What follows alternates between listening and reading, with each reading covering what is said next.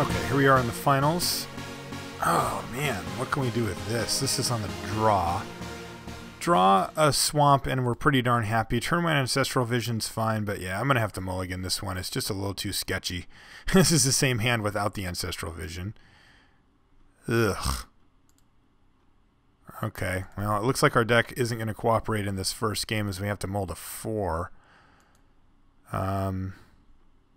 So, yeah, okay. Let's see what we can do, though. I mean, we're not going to just give up, but we are going to accept the fact that this is going to make things much more difficult for us.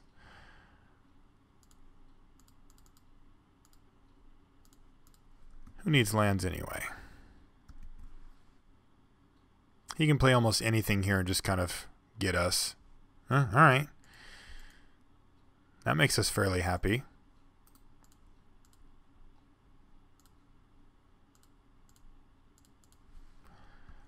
Attack. If we draw an island and he does nothing this turn, we could be happy. And just forbid and try to ride these two creatures out, but it does seem unlikely. What do you got? Wrath me? Play a big fat creature. Faith's Fetters. Well, that's actually super annoying and just really quite good here, to be honest. I love hitting these lands. Love hitting these land drops.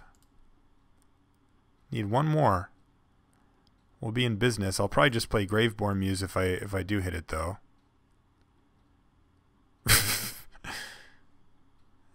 We can't beat that. Oh! Maybe we can, actually. I'll just make my own. Can't do anything this turn, though. There's a chance I get this guy in there and actually make one. Or if we just draw an island.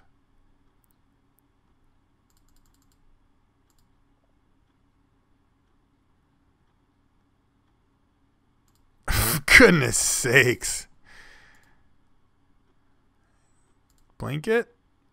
Yeah, alright. So we're going to get our own Blood Baron. And now we're really going to get our own Blood Baron. This could get interesting, I suppose. But yeah, let's...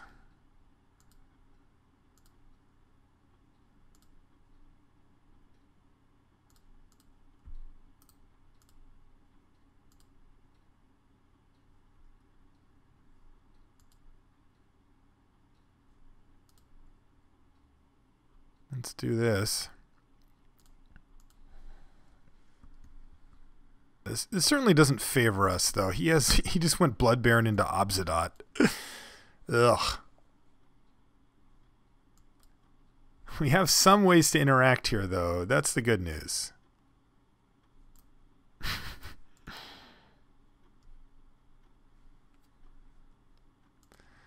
Alright, well, now this is just getting kind of silly at this point. Yeah. What are we going to change here? We're going to play Persecute. I'll tell you that right now. Because we can name white or black and hit a ton of his stuff. So I like that. What do I like taking out? Don't know. I really don't know.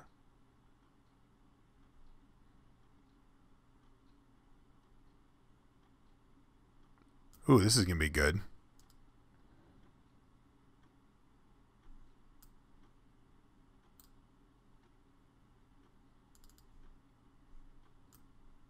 All right, let's try that. We certainly have the tools to beat this deck. I mean, we just mulligan to 4 and that makes it tough. But we can beat this deck. All right, here's a good start. Here's a very, very good start for us.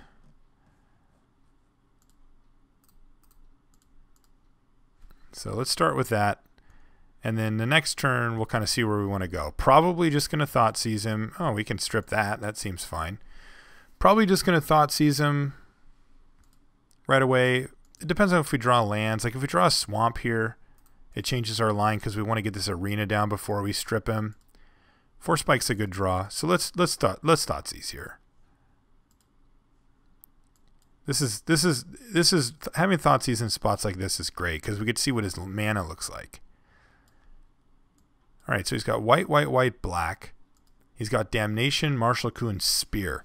So Martial Coup is the main thing that he has here. We can get our Sarcomancy down next turn and kind of start going to town on him. Martial Coup we're actually not worried about, though, because Force Spike just completely destroys it. Spear is actually quite annoying against us. And I might just take it here, which is kind of weird, but I think I'm just going to take Spear.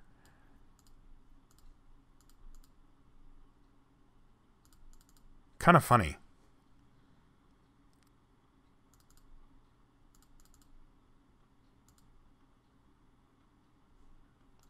Tick-tock.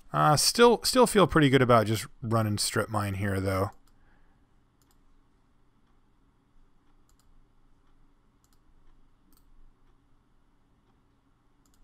I'm just going to take out his Windrisk Heights. I mean, I'd rather take out his only black source, but he doesn't look like he wants to play it for a while, so that's fine.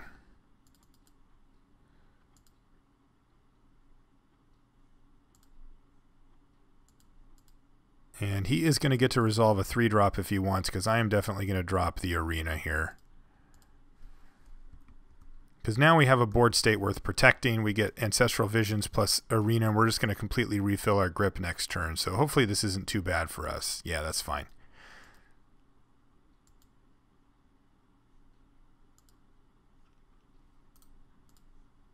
Now, if he plays around Force Spike, I'm going to be so sad. Wow, that's not that great.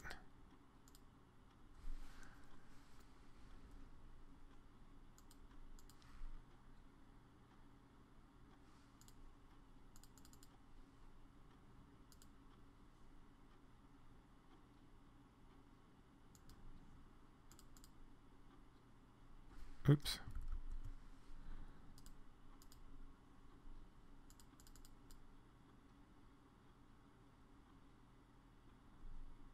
He spikes and treat.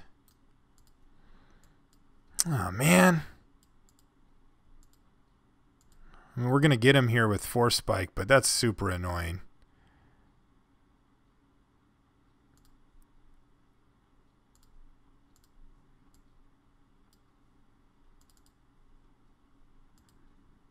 Because he's gonna get us later. So this is actually gonna be quite a fight we have now.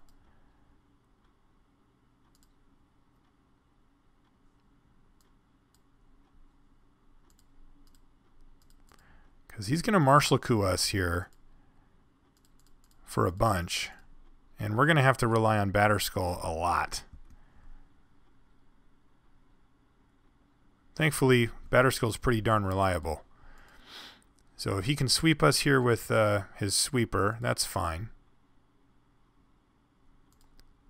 We take some damage, but we're going to get a bunch of it back from Batterskull. Ooh, Lifebane Zombie. Hello. I could also Graveborn Muse and just take a ton of damage here. But then equip up and really get him. Probably just want to run out the zombie.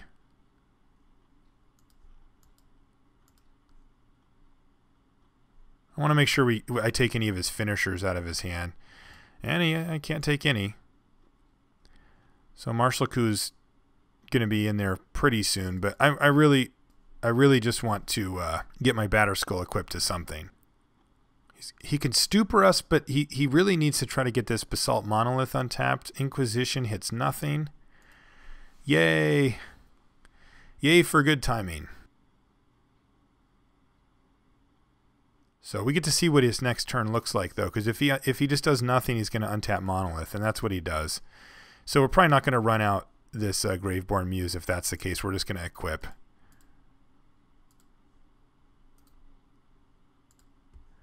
I'll put it on the zombie, I guess.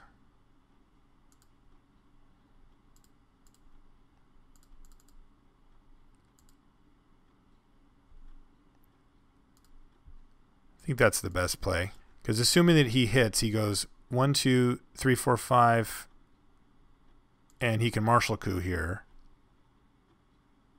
Wipe the board, but then I can go Knight of Infamy, activate Conclave, and kill him. So I think we have this game wrapped if this is his plan, which it probably is. All right, so I think we got him here. I'm not dead to these cards.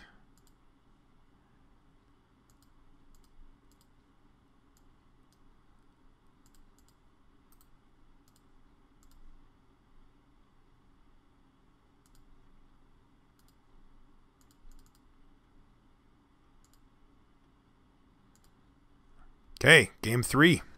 Still feel pretty good about where we're at here. Now he knows about the Force Spike. It makes it a lot worse, but yeah, that's okay. I'd like taking out the Wrench Mind here. And I think I'll just put this thing back in. He has a bunch of artifacts, so just making him discard an artifact isn't that great for that. We can do better. So let us take that out. 1, 2, 3, 4... Yeah, still not enough to make Delver of Secrets worth it. Usually this version, this type of deck is plenty good for Delver of Secrets, but not our weird build. Yeah, this looks like a keep. Not an exciting hand at all, but it'll have to do. This deck is kind of slow. Ooh. Inquisition away our Diregraf Ghoul. Yeah, that changes his hand a lot. Cannot lie to you, sir. That's pretty good.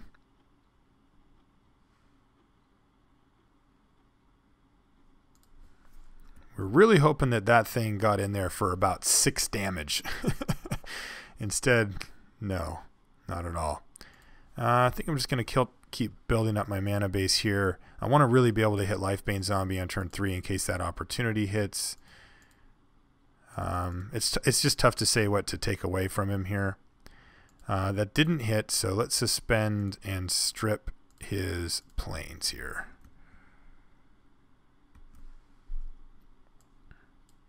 Alright, he has nothing, so that's great. And that's even better. Hopefully we can take away one of his big bombs. Yeah! We sure can. Yeah, it's going to be somewhat annoying potentially down the line. Draws of planes now, that doesn't really matter. Skinrender does some pretty good work. Okay. I like where we're at here. We've got this thing ticking down to reload, and we got Venser to help save us. Student of Warfare doesn't matter at all. We can actually just basically ignore Student of Warfare.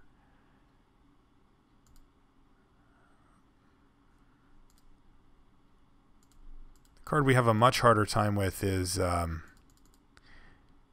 stupid spear. I'm just going to slam Batterskull here, though.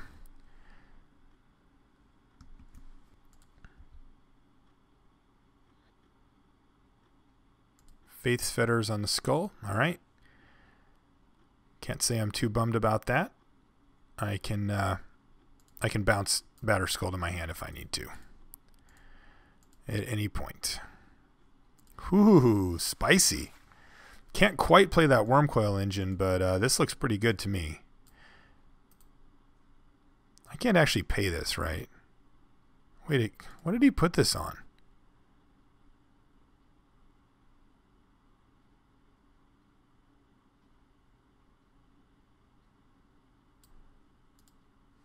What did he target? Because if he targeted the germ, then it can't attack or block. If he targeted Batterskull, then I can just move it. He did target the germ token, so I can actually just bounce it to my hand or move it around or do whatever the heck I want. Do I want to move it this turn? That doesn't seem like the worst option possible, though it does kind of play into his stupid thing, so maybe I'll just wait a turn on that. I'm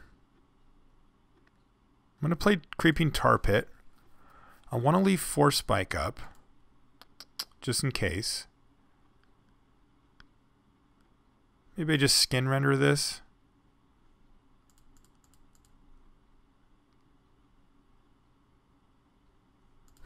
Actually, maybe I just leave Venser available. Either way, I'm going to attack, so let's do that. And then what do I need to... What needs to happen here? Force Spike is important, but not critically important. Venser is probably just going to bounce something later, but Batterskull can move. Yeah, let's just Skinrender here. Kill that thing. Say go. I mainly just want this on the battlefield.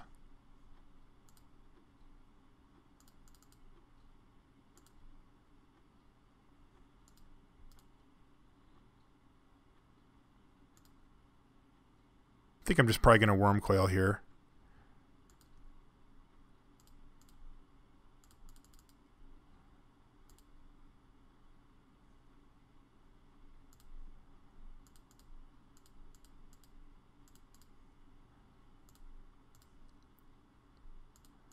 Basically make us wrath-proof.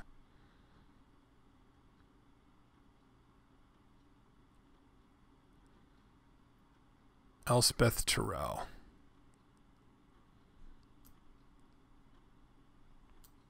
I think I'm going to Force Spike this and make him tap his Basalt Monolith so that he doesn't get a bunch of mana later. I don't know that I'm going to get a much better spot. I mean, he's got infinite mana here. If he minuses her, I get to just kill her. In fact, I can probably start thinking about just killing him here. 6. Can I do that? What can I kill here? So if I go 1, 2, 3, 4, 5, move Batterskull over, that's 7. It's not quite enough because I can't activate Creeping Tar Pit in the same turn, which is really awkward. So I think I probably just activate Tar Pit, kill Elspeth with Tar Pit, attack Lifebane Zombie, Skinrender and Wurmcoil all at him. I just don't want him to gain 100 life or whatever here.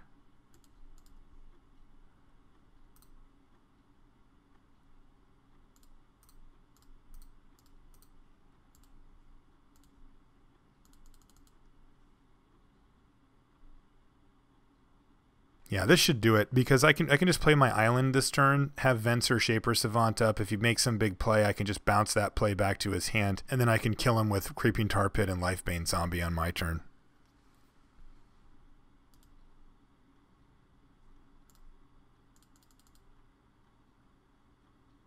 He's just going to play that spear, right? And he can't activate it. Yeah, you got it. He made a spear.